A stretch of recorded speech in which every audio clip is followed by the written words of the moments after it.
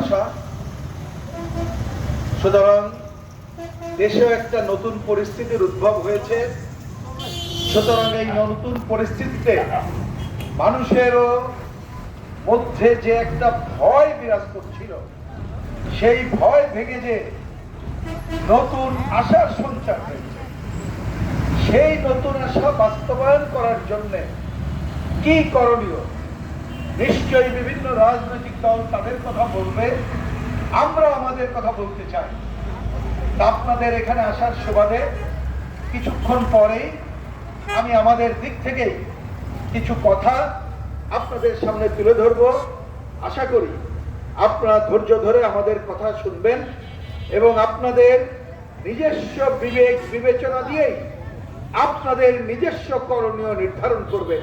এই কথাটুকু বলে আমাকে আমাদের এই উপজেলা কমিটি এই জনসভায় যে আমন্ত্রণ জানিয়েছেন, এই জন্য তাদেরকে ধন্যবাদ জানিয়ে এবং যারা এই জনসভা শুনতে এসেছেন বা দূর থেকে দোকানে বসে শুনছেন, তাদের সকলকে আমার পক্ষ থেকে, আমাদের পার্টি বাংলাদেশের কমিউনিস্ট পার্টির কেন্দ্রীয় কমিটির পক্ষ থেকে এবং আমাদের জোট বাম গণতান্ত্রিক জোটের পক্ষ থেকে ধন্যবাদ এবং অভিনন্দন জানিয়ে আমি আপাতত আমার কথা শেষ করছি। ধন্যবাদ সবাইকে।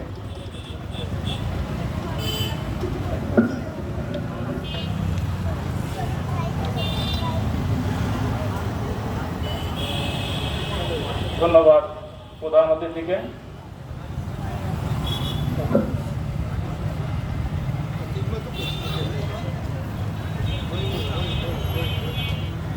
উদ্যোগে আজকের এই সমাবেশে কমরেড সভাপতি, আজকে এই সমাবেশে উপস্থিত আমাদের পার্টির কেন্দ্রীয় বিপ্লবী সাধারণ সম্পাদক, আমাদের মঞ্চে উপবিষ্ট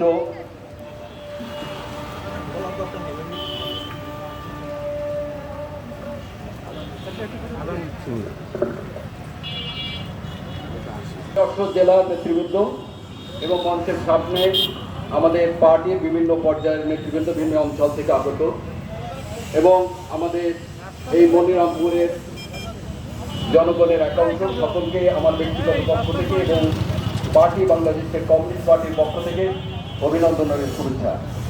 বন্ধুরা, আপনারা জানেন যে এমন এক মুহূর্তে আজকে এই সমাবেশের আয়োজন, যে আমাদের দেশের একটি পট পরিবর্তনের মধ্য দিয়ে আজকে দেশের অন্তর্বর্তীকালীন সরকার ক্ষমতায়।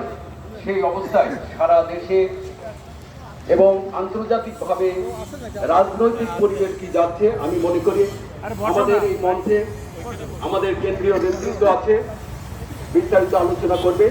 তবে আমি কিছু কথা বলতে চাই, সেটা হলো এই যে আমাদের দেশে আপনারা দেখছেন যে আমাদের অন্তর্বর্তীকালীন সরকার গঠন হয়েছে। আমাদের পার্টি আমরাও কিন্তু এই আন্দোলনের, আমি যতটুকু জানি আমরা পক্ষে ছিলাম, আমরাও সংস্কারের পক্ষে ছিলাম এবং সেই সংস্কারের মধ্য দিয়ে সরকার গঠন হয়েছে। বিগত সরকার এদেশে যেভাবে অন্যায় অবিচার জুলুমবাজ করেছে, সেই সরকার কিন্তু তারপর পরিবর্তন বা পদত্যাগ করতে বাধ্য হয়েছে। এই পরিস্থিতিতে আমাদের বাংলাদেশের কমিউনিস্ট পার্টি, আমাদের ভূমিকা, আমরা এদেশের সাধারণ জনগণের জন্য কথা বলি, আমরা এদেশের খেটে খাওয়া মানুষের জন্য কথা বলি, আমরা এদেশের শ্রমিক মেহনতি মানুষের পক্ষে কথা বলি। কিন্তু একটা সময় আমরা লক্ষ্য করি, যেমন আমি যদি বলি যে আমাদের এই আন্দোলনে আমাদের অংশগ্রহণ ছিল, কিন্তু আমাদের ভূমিকা কতটুকু পরবর্তীতে আমরা দেখলাম। 5ই আগস্ট যখন বিগত ফ্যাসিস্ট সরকারের যখন পতন ঘটল, তার পরবর্তীতে আমাদের এই বাংলাদেশে অনেক কিছু ঘটনার সূত্রপাত ঘটেছে। তা আমি মনে করি যে আমাদের দেশে দেশীয় কোনো দেশপ্রেম এবং আন্তর্জাতিকভাবে কেউ যদি মনে করে যে এদেশ আসলে একটা স্থিতিশীলতার ভিতরে আসুক, তাহলে যে পরিস্থিতি ঘটনার যে পর্যায়ক্রমে এই দেশে ঘটেছে, সেটা আসলে মানে আশা করা ঠিক না।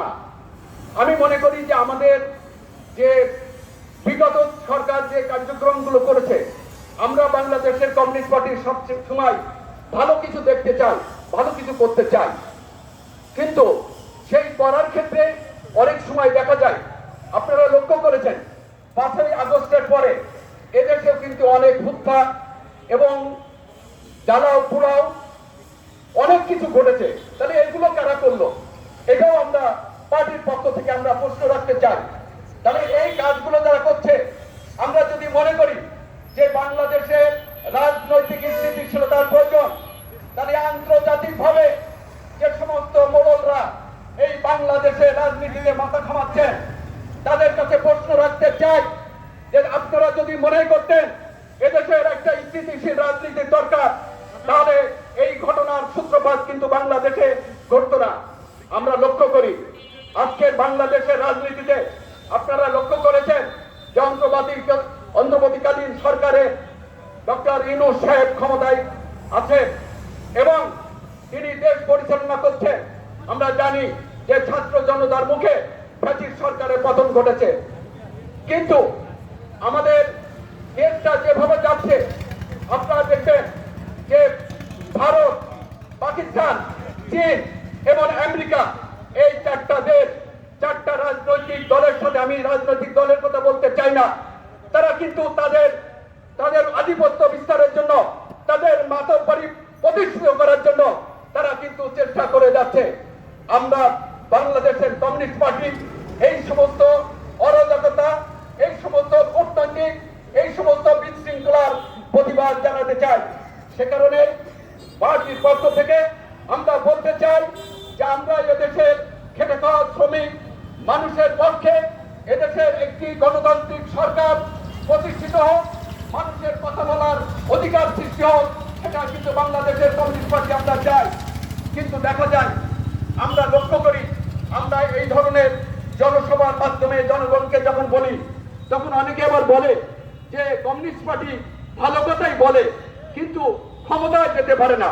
বন্ধুরা, আমরা বলতে চাই, ক্ষমতায় ওই কৃষকের কথা যখন বলি, ওই শ্রমিকের কথা যখন বলি, ওই শিক্ষকের কথা যখন বলি, মেহনতি মানুষের কথা যখন আমরা বলি, তখন এই জনগণ যদি এই পার্টির সাথে একত্রিত ঘোষণা করে, তাহলে কিন্তু এই দল ক্ষমতায় যেতে পারে।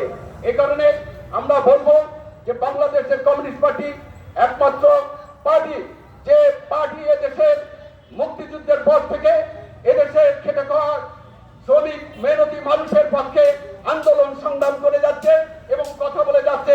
এই ক্ষেত্রে আমরা চাই যে আমাদের এই গণতান্ত্রিক আমাদের যে লক্ষ্য, আমরা যে একটি সাম্যবাদ কায়েম করতে চাই, সেই লক্ষ্যে আমরা কাজ করব এবং আমরা বলতে চাই যে কৃষক, ক্ষেতমজুর, শ্রমিক এবং সাধারণ মেহনতি মানুষের অধিকার প্রতিষ্ঠার লক্ষ্যে এবং বর্তমান আমাদের দেশের যে রাজনৈতিক পরিস্থিতি চলছে, সেই পরিস্থিতি সম্পর্কে আমাদের যে কেন্দ্রীয় নেতৃত্ব আমাদের মঞ্চে উপস্থিত আছে, তার নিকট আমরা এই ব্যাখ্যা আবেদন করে আমার সংক্ষিপ্ত বক্তব্য এখানে শেষ করছি। ধন্যবাদ সকলকে।